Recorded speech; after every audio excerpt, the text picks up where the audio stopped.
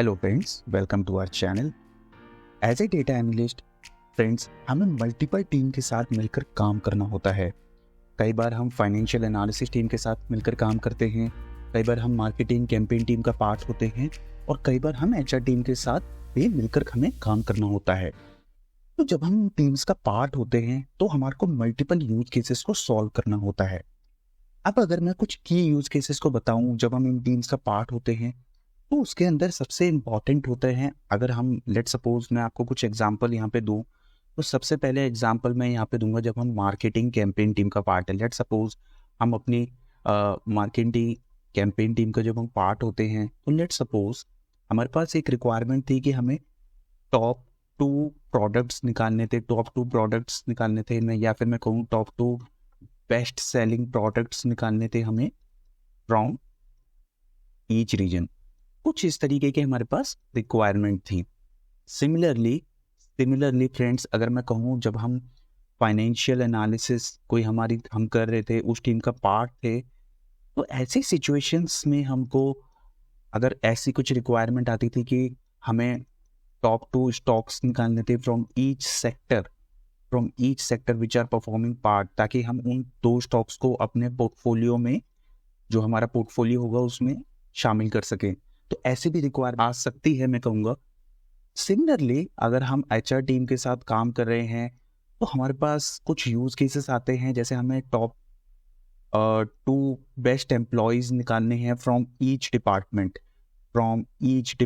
कुछ ऐसा करके हमारे पास रिक्वायरमेंट आती है। तो एज ए डेटा एनालिस्ट आप लोग देख सकते हैं कि हमारे को मल्टीपल टीम्स के साथ काम करते हैं। कभी हम मार्केटिंग कैंपेन के साथ, कभी फाइनेंशियल एनालिसिस टीम के साथ काम कर रहे हैं, कभी एचआर टीम के साथ काम कर रहे हैं। क्योंकि मुझे एज ए डेटा एनालिस्ट काफ़ी टीम के साथ काम करने का एक्सपीरियंस है, तो आप लोगों के साथ मैं real world applications basically share कर सकता हूँ। तो जैसे हम मार्केटिंग कैंपेन, हम टीम का पार्ट थे, तो वहाँ पर top 2 best selling products from region, जैसे कुछ हमारे पास रीजन की सेल्स की वन थी, जैसे रीजन R1, R2, R3। तो इस रीजन R1 में कौन से प्रोडक्ट P1 और P2 बेस्ट सेलिंग थे। सिमिलरली यहाँ पे P1 and P2 best selling product कौन से थे, और सिमिलरली रीजन 3 में बेस्ट सेलिंग और टॉप 2 बेस्ट सेलिंग प्रोडक्ट्स कौन से थे। इस तरीके से हमने काम किया। फाइनेंशियल एनालिसिस में जैसे आप लोगों को पता है हमारे कई सेक्टर होते हैं, जैसे FMCG सेक्टर होता है, बैंकिंग सेक्टर होता है। तो इनके अंदर डिफरेंट स्टॉक्स होते हैं, तो इनके अंदर टॉप 2 बेस्ट स्टॉक्स कौन से थे FMCG के, बैंकिंग के टॉप 2 बेस्ट स्टॉक्स कौन से थे, जिनको हमने पोर्टफोलियो का अपना पार्ट बनाया ताकि हम बेस्ट इन्वेस्टमेंट कर सकें। सिमिलरली एचआर टीम में हमारे पास जब हम पार्ट थे तो HR हो गया, फाइनेंस हो गया, इस तरीके से डिफरेंट डिपार्टमेंट है, मार्केटिंग हो गया। तो इनके टॉप 2 एम्प्लॉयज, अगर हमें अप्रेजल देना है बेसिकली कि तो बेस्ट 2 एम्प्लॉयज को ही हमें अप्रेजल देना है। लेट सपोज एक सिनेरियो ऐसा था, तो हमने अपने उन टॉप 2 एम्प्लॉयज को हमें आइडेंटिफाई करना था फ्रॉम डिफरेंट डिपार्टमेंट। तो इस तरीके से रियल वर्ल्ड एप्लीकेशन होती है जहाँ पे ये यूज केसेस आते हैं। अब हमें क्या करना होता है एज ए डेटा एनालिस्ट, हमें ये यूज केसेस को सॉल्व या इन रिक्वायरमेंट्स के करस्पॉन्डिंग हमें सोल्यूशन को डिराइव करना होता है। हम इन टीम के साथ बैठते हैं, इनसे डेटा का डिस्कशन करते हैं और उस डेटा पे हम एनालिसिस करते हैं। तो जब भी फ्रेंड्स कुछ इस तरीके के सिनेरियोज, जैसे मैंने भी आपको बताया, ऐसे सिनेरियोज आते हैं, तो इन सिनेरियोज में हमारे पास एक इंपॉर्टेंट फंक्शन जो होता है रैंक, वो काफी हेल्पफुल होता है। रैंक फंक्शन बेसिकली जो हमारा विंडो फंक्शन है, वो बहुत ही इंपॉर्टेंट होता है तब जबकि हमें कुछ इंपॉर्टेंट, हमारे को जैसे टॉप 2 प्रोडक्ट्स निकालने हैं, टॉप 2 स्टॉक्स निकालने हैं, टॉप 3 एम्प्लॉयज निकालने हैं। तो टॉप में जब हमें कुछ बेसिकली मैं कहूँगा डिपार्टमेंट्स में से कुछ टॉप निकालना है, या सेक्टर्स में से कुछ टॉप 2 स्टॉक्स निकालने हैं, रीजन्स में से टॉप 3 प्रोडक्ट्स निकालने, इस तरीके की रिक्वायरमेंट आती है। ऐसे सिनेरियोज में हमारा रैंक फंक्शन बहुत इंपॉर्टेंट हो जाता है। हमें इसे समझना बहुत क्रिटिकल रहता है। इसके अलावा फ्रेंड्स, जब भी हम इंटरव्यूज फेस करते हैं तो जनरली हमसे क्वेश्चन पूछे जाते हैं कि सेकंड हाईएस्ट सैलरी, या फिर मैं ये कहूँगा टॉप सैलरी कौन सा एम्प्लॉय ड्रॉ कर रहा था, वो एम्प्लॉय को हमें फाइंड आउट करना होता है। तो ये इंटरव्यू के पर्सपेक्टिव से भी बहुत इंपॉर्टेंट एक फंक्शन होता है। तो आज के इस वीडियो में हम रैंक फंक्शन को ही देखेंगे डीप में, किस तरीके से हम इसको यूज कर सकते हैं। कुछ बेसिक सिनेरियोज और कुछ कॉम्प्लेक्स सिनेरियोज को हम यहाँ डिस्कस करेंगे। तो एक बार सीधे चल देते हैं अपने टॉपिक की ओर।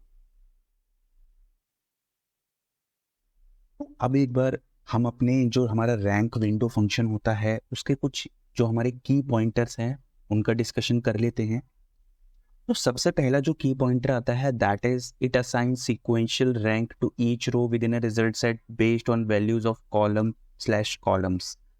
तो on the basis of values of columns, let suppose हमारे पास कोई सैलरी कॉलम था एंड उसके अंदर जो वैल्यूज थी वो कुछ 10,000 20,000 30,000 इस तरीके से वैल्यूज गिवन थी। तो बेसिकली इनके बेसिस पे हमारी यहाँ रैंकिंग कर देगा ये हमारा rank function, as simple as that. अभी मैं इसका हैंड्स ऑन भी आपको दिखाऊंगा।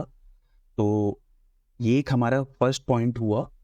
सेकंड पॉइंट जो ये बोलता है that is assign rank based on order by clause. तो यहाँ पे क्या होता है कि जो रैंकिंग होगी वो based on order by clause होगी। अगर ऑर्डर बाय क्लॉज हमारा एम्प्टी रहेगा तो रैंकिंग जो होगी वो सेम ही हो जाएगी, उसके अंदर कुछ भी जो हमारी रैंकिंग होनी है वैल्यूज वो असाइन नहीं होंगी। बेसिकली जो रैंक्स होनी है वो रैंक्स असाइन नहीं होंगी और सेम रैंक असाइन हो जाती है। तीसरा जो इंपॉर्टेंट पॉइंट है, very useful when we want to identify tied values. अगर हमारे पास सेम ही वैल्यूज है, लेट सपोज हमारे पास 30,000 एक और वैल्यू होती, तो ऐसे केस में यहाँ टाई हो गया है सैलरी के अंदर, तो इनके सिनेरियोज को भी आइडेंटिफाई करने के लिए रैंक फंक्शन हेल्पफुल होता है। एंड जो फोर्थ पॉइंट इंपॉर्टेंट आता है that is rank assignment in a non consecutive manner. तो अगर जैसे अगर कोई हमारा टाई हो जाता है तो वहां पे ये सेम रैंक देता है और जो नेक्स्ट वैल्यू होगी उसको ये क्या करेगा, स्किप कर देगा। जैसे आप यहाँ देख सकते हैं 1 2 2, तो आइडियली ये वैल्यू 3 होने के बजाय यहाँ पे ये 4 असाइन करता है। बेसिकली गैप्स छोड़ देता है, नॉन कंसेक्यूटिव मैनर में रैंक्स को असाइन करता है। तो ये की पॉइंटर होता है जो हमारे से इंटरव्यू में भी इंटरव्यूअर कई बार हमसे पूछ लेता है कि ये रैंक फंक्शन किस तरीके से काम करता है, ये बेसिकली गैप्स छोड़ता है या नहीं। इस तरीके से एक बेसिक क्वेश्चन हमसे पुट अप कर सकता है इंटरव्यूअर।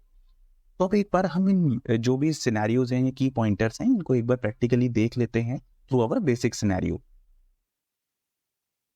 तो मैं यहाँ क्या करूँगा, सबसे पहले हम अपने बेसिक सिनेरियोज को देखेंगे। तो मैंने अभी डेमो पर्पस के लिए एक एम्प्लॉय टेबल बनाई हुई है, तो मैं उसका स्ट्रक्चर आप लोगों को दिखा देता हूँ यहाँ पे, पर इसको हम स्पेस दे देते हैं। परफेक्ट। तो यहाँ पे अगर आप देखेंगे, जैसे मैंने एक अपने डेमोज जो मेरा स्कीमा था वहाँ पे मैंने एक एम्प्लॉय टेबल बनाई हुई है, एक बेसिक सी टेबल है आप लोगों को डेमो पर्पस के लिए। तो यहाँ पे हमारे पास 2 कॉलम्स है, employee name and employee salary. Employee name ABC है और सैलरी है 10,000 20,000 इन एम्प्लॉयज की सैलरी गिवन है। तो फर्स्ट जो हमारा पॉइंटर था, जैसे यहाँ पे देख सकते हैं assign sequential rank to each row. तो बेसिकली रैंक फंक्शन क्या करेगा, सीक्वेंशियल रैंक दे देगा। पर अगर हम दूसरा पॉइंट देखें, assign rank based on order by clause. अब यहाँ ये समझने वाली बात है फ्रेंड्स, लेट सपोज अब मैं अपना रैंक को लिखता हूँ। तो रैंक के सिंटेक्स बहुत बेसिक होते हैं। सबसे पहले रैंक फंक्शन लिखा जाता है, उसके बाद ओवर क्लॉज मस्ट होता है हमारा, similar to row number, and finally मैं क्या करता हूँ, सिंपल सिंटेक्स यहाँ पे छोड़ देता हूँ रैंक की, कुछ भी अभी ओवर में नहीं लिखता हूँ। तो देखते हैं क्या होता है, क्या आउटपुट आता है हमारे पास, एक बार ये चेक करते हैं। तो आप देख सकते हैं तीनों वैल्यूज के लिए हमारे पास रैंक 1 आ गई है। बेसिकली क्योंकि हमने किसी भी कॉलम के बेसिस पे ऑर्डर बाय नहीं किया तो रैंक सेम आ गई। तो यही पॉइंटर था कि assign rank based on order by clause. तो इसीलिए हमें रैंक देने के लिए कुछ ऑर्डर बाय में डालना होगा। तो यहाँ पे अगर मैं ऑर्डर बाय में अपना एम्प्लॉय सैलरी ले लेता हूँ तो आप देखते हैं क्या आउटपुट आता है यहाँ पे। अब आप क्लियरली देख सकते हैं कि 10,000 को इसने 1 दे दिया है, 20,000 को 2 दे दिया, 30,000 को 3 दे दिया। बेसिकली हमारी रैंकिंग यहाँ पे हो गई है इजीली। तो यही एक समझने वाली बात है कि जब तक आप ऑर्डर बाय नहीं देंगे यहाँ पे तो सेम ही रैंक यहाँ असाइन होती रहेगी। तो मुझे उम्मीद है ये वाला पॉइंटर आपको क्लियर हुआ होगा। क्यों मैं एम्फेसाइज कर रहा हूँ इन चीज़ों पे, क्योंकि ये इंटरव्यूअर इसी तरीके के सिनेरियो आप लोगों के आगे पुटअप करता है और फ्रेशर्स लेवल पे तो ये सिनेरियो काफ़ी इंपॉर्टेंट हो जाते हैं, क्योंकि कई बार इंटरव्यूअर ऐसे ही चीज़ें आप लोगों से बेसिक तरीके से पूछ सकता है, बेसिक चीज़ें आपसे पूछ सकता है ऑफ दिस रैंक फंक्शन। अब अगर हम आगे चलते हैं तो थर्ड पॉइंटर हम जो हमने डिस्कस किया था कि it is very useful when we want to identify tied values. तो इसके लिए फ्रेंड्स मैंने आप लोगों के लिए एक और टेबल बनाई हुई है जिसका नाम है एम्प्लॉय 1 तो एक बार इसका मैं आपको डेटा दिखा देता हूँ। तो आप देख सकते हैं यहाँ पे जो हमारे पास एम्प्लॉयज़ थे वो 4 थे, ABCD, एंड जो सैलरी थी वो C और D की सेम थी। जैसे आप यहाँ देख सकते हैं दोनों पे 30,000 है, तो there is a case of tied value. अब क्या होगा इसको एक बार चेक कर लेते हैं। अगर हम रैंक फंक्शन को अपने लिखते हैं, ओवर क्लॉज दे देते हैं, एंड ऑर्डर बाय में मैं फिर से क्या करूँगा, एम्प्लॉय सैलरी ही यहाँ ले लेंगे हम अपना, एंड इसको एग्जीक्यूट करके देखेंगे। तो अब आप देख सकते हैं यहाँ पे इसने क्या किया है, यहाँ पे इसने सेम रैंक असाइन कर दी है टू 30,000। तो ये क्या करता है, ये रादर देन रो नंबर, जैसे रो नंबर में आपने देखा था कहाँ कहीं भी अगर टाइड वो वैल्यू होंगी भी तो भी वो रो नंबर इंक्रीज करता चला जाता था सिक्वेंशियल मैनर में, उसे कोई मतलब नहीं होता था कि वैल्यू सेम ही है नहीं है। पर रैंक में यही एक सिग्निफिकेंट डिफरेंस होता है कि ये जहाँ पे भी डुप्लीकेट मिलता है वहाँ पे सेम वैल्यू ही असाइन करता है। तो ये बहुत ही समझने वाली हमारे पास बात है। अब एक बार जो हमारा लास्ट पॉइंटर था कि rank assignment in non consecutive manner, इसको भी देख लेते हैं। और एक बहुत ही फ्रीक्वेंट इंटरव्यू क्वेश्चन जो हमसे पूछा जाता है साइड बाय साइड हम उसको भी डिस्कस कर लेंगे। तो मैंने अभी एक और टेबल बना ली है एम्प्लॉय 2 इस पॉइंटर को समझाने के लिए। एक बार उसका भी मैं आपको डेटा दिखा देता हूँ यहाँ पे। तो ये जो एम्प्लॉय 2 थी इसके अंदर हमने एक और रिकॉर्ड ले लिया है ई, और यहाँ पे जो हमारा जो टाई वैल्यू थी वो तो ही, और एक 40,000 जो ई एम्प्लॉय है उसकी सैलरी भी हमने ऐड कर लिया। अब हम दोबारा से हम अपना रैंक फंक्शन को लिखेंगे यहाँ पे। देखिए जब भी आपको कोई चीज़ समझनी है तो ये बहुत इंपॉर्टेंट हो जाता है कि आप उसके बेसिक्स को समझिए। तो हमेशा मैं, आप लोगों ने देखा है, मैं बेसिक सिनेरियो से ही स्टार्ट करता हूँ, क्योंकि अगर आपके बेसिक्स क्लियर होंगे तो आप कॉम्प्लेक्स सिनेरियो को इजीली सॉल्व कर पाएंगे। तो यहाँ पे हम अब क्या करेंगे, ओवर के अंदर अपना ऑर्डर बाय क्लॉज को दे देंगे, एंड ऑर्डर बाय हम किसके बेसिस पे कर रहे हैं, तो सैलरी के बेसिस पे, as simple as that. And एक बार इसको रन कर लेते हैं, एंड अभी आप यहाँ पे क्लियरली देख सकते हैं कि जो 10,000 सैलरी थी उसको रैंक 1, 20,000 को 2, क्योंकि असेंडिंग ऑर्डर में हो रहा है वैल्यूज, इसलिए जो मिनिमम सैलरी थी उसको रैंक 1 यहाँ असाइन हुई। 30,000 वैल्यूज को 3 असाइन हो गई, और जो फोर्थ रैंक थी वो एकदम से गायब हो गई। यही ये पॉइंट था कि in a non consecutive manner it leaves the gaps को ये छोड़ देता है। तो जैसे आप लोगों ने देखा जो फोर्थ रैंक थी वो इसने साइन की, इसको फिफ्थ से स्टार्ट किया 40,000 को। तो यही इंटरव्यूअर पूछता है कि रैंक फंक्शन के अंदर क्या गैप्स रहते हैं, क्या ये कंसेक्यूटिव मैनर में रैंक्स को असाइन करता है या नॉन कंसेक्यूटिव मैनर में। तो हम लोगों को यही आंसर देना है कि ये नॉन कंसेक्यूटिव मैनर में रैंक्स को असाइन करता है, गैप्स को छोड़ देता है। अब यहाँ पे जो एक इम्पॉर्टेंट क्वेश्चन जो जनरली हमसे इंटरव्यूअर पूछ लेता है कि आपको let suppose second highest salary, third highest salary, इस तरीके से हमसे जब इंटरव्यू पूछते तो उसका आंसर हम किस तरीके से दे सकते हैं। तो अगर हमसे इंटरव्यू ने पूछा है कि सेकंड हाईएस्ट सैलरी निकालने हैं, तो आप लोग को कुछ नहीं करना, सिंपली यहीं से हम स्टार्ट करेंगे। तो एक बार हम इन स्मॉल कर देते हैं एंड परफेक्ट, एंड नीचे ले जाते हैं। ओके, तो हम सिंपली अगर हम इस क्वेरी को अपनी रन करते हैं तो यहाँ पे ये वैल्यूज आ रही थी। अब क्या हम क्या करेंगे फ्रेंड्स, क्योंकि हमें सेकंड हाईएस्ट सैलरी निकालनी है तो इसको डिसेंडिंग में कर देंगे। तो जैसे ही हम डिसेंडिंग करेंगे तो जो सेकंड हाईएस्ट सैलरी होगी उसको ये रैंक 2 दे देगा। तो इसको जब हम एग्जीक्यूट करेंगे तो आप देख सकते हैं कि जो हाईएस्ट सैलरी थी हमारी 40,000 उसको रैंक 1 दिया, और जो सेकंड हाईएस्ट सैलरी थी वो यहाँ इसने 2 दे दिया उसको।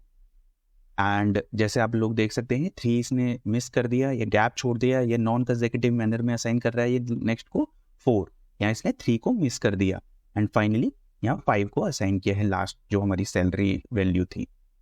तो हमें कुछ नहीं करना, इसको एज ए सब क्वेरी हमें ट्रीट करना है। एंड सेलेक्ट स्टार फ्रॉम, मैं क्या करूँगा इसको अपनी सब क्वेरी में डाल दूंगा।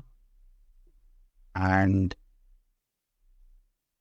अब हम क्या करेंगे, इसको दे देंगे हम टाई करके, ऐसा कुछ भी नाम हम यहाँ दे देंगे इसको, एंड इसको भी नाम हम यहाँ दे देंगे जो हमने रैंकिंग की है, एंड यहाँ हमें बस क्या करना होता है, वेयर लिखना है, वेयर के बाद में it is as simple as that, जो हमारी रैंक थी, जो सेकंड वैल्यू थी, हमें यहाँ से पिक कर लेनी होगी। तो आप देख सकते हैं हमारे जो 2 एम्प्लॉयज़ थे, बेसिकली सी और डी, वो सेकंड हाईएस्ट सैलरी ड्रॉ कर रहे थे, और जो सेकंड हाईएस्ट सैलरी थी वो 30,000 थी।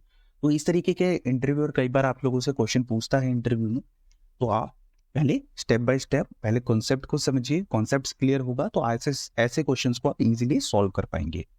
तो ये तो फ्रेंड है बेसिक सिनेरियो जहाँ पे हमने रैंक को यूज किया। अब हम फ्रेंड्स आगे क्या करेंगे, क्योंकि हमें बेसिक सब क्लियर हो चुके हैं, हम अब अपने कॉम्प्लेक्स सिनेरियो की तरफ चलेंगे। कॉम्प्लेक्स सिनेरियो हमारे जो है वो है identify top sales representative by region. अब जहाँ पे बाय रीजन में ऐसा कुछ दिखता है तो हमें एक माइंड में आइडिया हो जाता है कि हमें कुछ पार्टीशन जैसा करना होगा। तो उसके लिए फ्रेंड्स मैं क्या करूँगा, सबसे पहले अपने डेटा फाइल को इंपोर्ट करूँगा, फिर डेटा को समझेंगे एंड उसके बाद हम क्वेरी लिखना स्टार्ट करेंगे। तो अभी के लिए क्या करना होगा, मुझे अपने स्कीमा में जाऊँगा, टेबल्स के अंदर मैं टेबल डेटा इंपोर्ट विजार्ड में जाऊँगा, ब्राउज कर लूँगा अपनी फाइल को मैं, एंड सेल्स डेटा जो मेरी फाइल है, ये मैं फाइल आप लोगों के साथ शेयर भी कर दूंगा। नेक्स्ट, तो हमें क्या करना है, नई टेबल यहाँ बना रहे हैं सेल्स डेटा, ओके, इसे नेक्स्ट कर लेंगे। हमें डेटा टाइप कुछ भी चेंज नहीं करना है, एज इट इज हम छोड़ रहे हैं। Next and finish. तो इससे क्या होगा, हमारी एक टेबल क्रिएट हो जाएगी। Next and finish, perfect. इसको रिफ्रेश करेंगे तो हमारी सेल्स डेटा टेबल आ गई है। एक बार इसके रोज देख सकते हैं, यहाँ पे ये टेबल हमारी सक्सेसफुली क्रिएट हो गए और इसमें रोज भी पॉपुलेट हो गई हैं। तो एक बार हम इसके डेटा को समझते हैं और फिर क्वेरी लिखना स्टार्ट करेंगे। तो मैं आप लोगों के साथ इसका डेटा शेयर कर देता हूँ, डेटा बेसिकली डिस्कस कर लेता हूँ। तो यहाँ पे हमारा जो फर्स्ट कॉलम गिवन है फ्रेंड, दैट इज प्रोडक्ट्स। तो हमारे पास प्रोडक्ट्स गिवन है, जैसे toaster, blender, tablet, different products जो होते हैं वो मेंशन है। रीजन एक हमारा कॉलम है जिसमें ये प्रोडक्ट सेल हो रहे हैं, जैसे लॉस एंजलिस रीजन है, ऐसे मल्टीपल रीजन्स हमारे यहाँ मेंशन किए गए हैं। उसके बाद सेल्स रिप्रेजेंटेटिव्स के यहाँ नाम दिए गए हैं, जो सेल्स रिप्रेजेंटेटिव हमें बेसिकली जो सेल कर रहे हैं उनके नाम दिए गए हैं। उसके बाद किस डेट में ये सेल हो रहा है वो डेट कॉलम है, कितनी क्वांटिटी सोल्ड हुई है वो मेंशन है, रेवेन्यू कितना जनरेट हुआ। ये हमारे पास बेसिकली 6 कॉलम्स यहाँ पे गिवन है जो अलग अलग इंफॉर्मेशन हमें दे रहे हैं। अब हमें क्या करना है फ्रेंड्स, यहाँ पे अपनी दोबारा से मैं आप लोगों को रिक्वायरमेंट दिखा देता हूँ। तो अगर हम अपनी रिक्वायरमेंट को देखने हैं तो हमें आइडेंटिफाई करना है top sales representative by region. तो एक बार अगर मैं दोबारा दिखाऊं तो टॉप सेल्स रिप्रेजेंटेटिव, ये जो हमारा रिप्रेजेंटेटिव है सेल्स, ऐसे टॉप सेल रिप्रेजेंटेटिव आइडेंटिफाई करना है फॉर ईच रीजन। यानी लॉस एंजलिस जो रीजन है उसका कौन सा टॉप सेल्स एग्जीक्यूटिव है, और जो अगर मैं नीचे आप लोगों को दिखाऊं यहाँ पे, तो बॉस्टन जो रीजन है उसका कौन है टॉप जो हमारा सेल्स रिप्रेजेंटेटिव है। इस तरीके से सियाटल का कौन है। तो हमें मल्टीपल यहाँ पे सेल्स रिप्रेजेंटेटिव गिवन है हर एक लोकेशन या रीजन पे, उनमें से टॉप सेल्स रिप्रेजेंटेटिव आइडेंटिफाई करना है किस बेसिस पे, जिसने मैक्सिमम रेवेन्यू जनरेट करके दिया है अपनी ऑर्गेनाइजेशन को। अब इस तरीके को क्वेश्चंस फ्रेंड जनरली कब होते हैं, जब हमारे को अपने सेल्स रिप्रेजेंटेटिव को कुछ रिवॉर्ड देना है, कुछ उन्हें अप्रिशिएशन देना है। तो ऐसे सिनेरियोज में जो हाईएस्ट रेवेन्यू जनरेट करके देते हैं किसी ऑर्गेनाइजेशन को, ऐसे रिप्रेजेंटेटिव्स को जनरली रिवॉर्ड्स दिए जाते हैं। तो ये सिनेरियोज तभी आते हैं। तो इन सिनेरियोज में हम जनरली अपना रैंक फंक्शन को यूज करते हैं और इन सिनेरियोज को सॉल्व करते हैं। तो हम अपनी क्वेरी लिखेंगे और देखेंगे किस तरीके से ये हम टॉप सेल्स रिप्रेजेंटेटिव आइडेंटिफाई करते हैं फॉर ईच रीजन। तो मैं क्या करूँगा, मैं अपनी ये विंडो में आ जाऊँगा एंड यहाँ क्योंकि अब हम एक एडवांस सिनेरियोज के साथ डील कर रहे हैं, तो this is advance scenario. Okay fine. And सबसे पहले फ्रेंड्स हम अपनी सिंपल सेलेक्ट क्वेरी लिखते हैं, सिंपल फ्रॉम डेमोज मेरा हो गया स्कीमा का नाम and sales data, control enter. तो ये जो डेटा अभी हम डिस्कस कर रहे थे सारा यहाँ पे आ गया। अब हमें क्या करना है, सबसे पहले फ्रेंड्स यहाँ पे रैंकिंग करनी है। और जो ध्यान देने वाली बात है यहाँ पे फ्रेंड्स, हमें जो रैंकिंग करनी है सबसे पहले हमें यहाँ पार्टीशन बनानी है रीजन के बेसिस पे, क्योंकि क्वेश्चन है बाय रीजन निकालने हमें अपने टॉप सेल्स रिप्रेजेंटेटिव। तो मैं क्या करूंगा यहाँ पे पार्टीशन बाय करूंगा on the basis of region. Perfect. And किसने सबसे ज्यादा रिवेन्यू जनरेट करके दिया, तो मैं यहाँ क्या करूंगा ऑर्डर बाय। अब फ्रेंड्स यहाँ पे कुछ लोग गलती ये कर सकते हैं कि वो रिवेन्यू को simple order by revenue DESC ऐसे करके अपने सिनेरियोज को सॉल्व कर सकते हैं। और अब आप देखेंगे रैंकिंग यहाँ पे असाइन हो गई है। और यही इंटरव्यू क्या करता है, ट्रिक करता है हम लोगों के साथ। आप लोग क्या करते हैं, जल्दी में क्वेश्चंस को नहीं पढ़ते और सीधे आंसर की तरफ बेसिकली आंसर डिराइव करने की कोशिश करते हैं और गलत आंसर डिराइव कर देते हैं। अब आप यहाँ देख सकते हैं अटलांटा में रैंक 1 असाइन हो गई है रॉबिन को, पर ये हमारा आंसर गलत है। क्यों? क्योंकि यहाँ पे हमने अभी रेवेन्यू को सम तो किया ही नहीं। रॉबिन की देखिए मल्टीपल एंट्रीज हैं, तो हमें क्या करना है, रॉबिन की एक सम निकालनी है कि उसने टोटल सेल्स कितनी की है। ये एक सिंगल सेल की वैल्यू नहीं निकालनी, हमें रॉबिन के टोटल सेल्स निकालनी है जो रॉबिन ने की है, और उसके बेसिस पे हमारे को कोई डिसीजन लेना है। तो यहाँ पे मैं क्या करूंगा, रादर देन सिंगल रिवेन्यू लिखने के मैं इसका सम करूंगा, क्योंकि हमें टोटल जो सेल करी है किसी रिप्रेजेंटेटिव ने एक रीजन में उसको निकालना है। इंडिविजुअल सेल के बेसिस पे हमें रैंकिंग नहीं करनी है। तो यहाँ पे मैं क्या करूंगा, इसको जब सेलेक्ट करते हैं और रन करते हैं यहाँ, तो आप देख सकते हैं ओके मैंने यहाँ पे ग्रुप बाय नहीं लिया है, तो मैं यहाँ क्या करूँगा, ग्रुप बाय कर दूंगा इसको। ओके एंड एक बार मैं अपने कॉलम्स को चेक कर लेता हूँ, यहाँ पे कौन से कॉलम थे मेरे पास। अभी मेरे को क्योंकि रीजन और सेल्स रिप्रेजेंटेटिव ही इंपॉर्टेंट कॉलम है मेरे लिए, तो मैं रीजन, सेल्स रिप्रेजेंटेटिव और अपनी रिवेन्यू को भी देख लूंगा यहाँ। ओके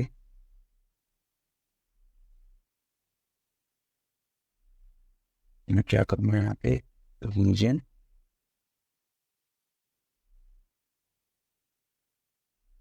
सेल्स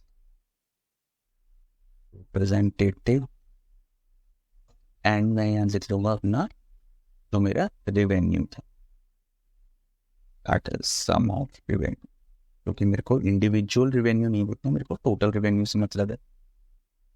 एंड अब मैं ग्रुप बाय में क्या करूँगा,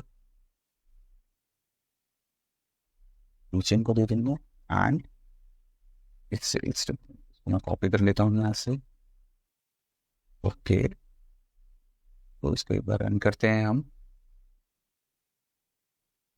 अब आप देख सकते हैं यहाँ पे फ्रेंड्स इजीली कि इसको मैं यहाँ पे अगर टोटल सेल्स दे देता हूँ पर मंथ,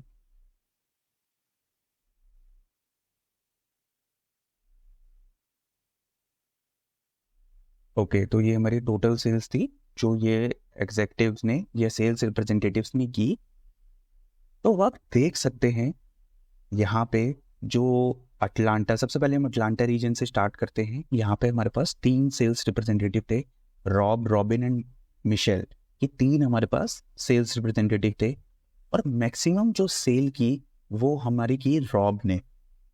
अब आप यहाँ पे डिफरेंस देख सकते हैं, जब हम सम नहीं ले रहे थे, सिंपल रेवेन्यू ले रहे थे तो कुछ अलग ही, रॉबिन आई थिंक आंसर आया था, पर अभी यहाँ पे रॉब आ रहा है क्योंकि रॉब ने टोटल सेल्स जो की है वो मैक्सिमम की है। तो यही एक डिफरेंस है कि आप एक क्वेश्चन को समझिए, क्वेश्चन को क्लियर होगा तभी आप आंसर्स को answer proper correct answer derive कर सकते हैं। अगर आप क्वेश्चन पढ़ के आधा अधूरा क्वेश्चन पढ़ के और आंसर ड्राइव करने चले जाएंगे तो वो गलत आंसर ही आना है, उस केस में आप सही आंसर नहीं लिख पाएंगे। तो अब कुछ भी नहीं है फ्रेंड्स, यहाँ पे क्या करना है, इसको सब क्वेरी हम बना लेंगे और जो वन वैल्यू होगी वो पिक कर लेंगे। It is as simple as that, क्योंकि हमने अपना जो बेसिक लॉजिक था वो तो सही लिख लिया।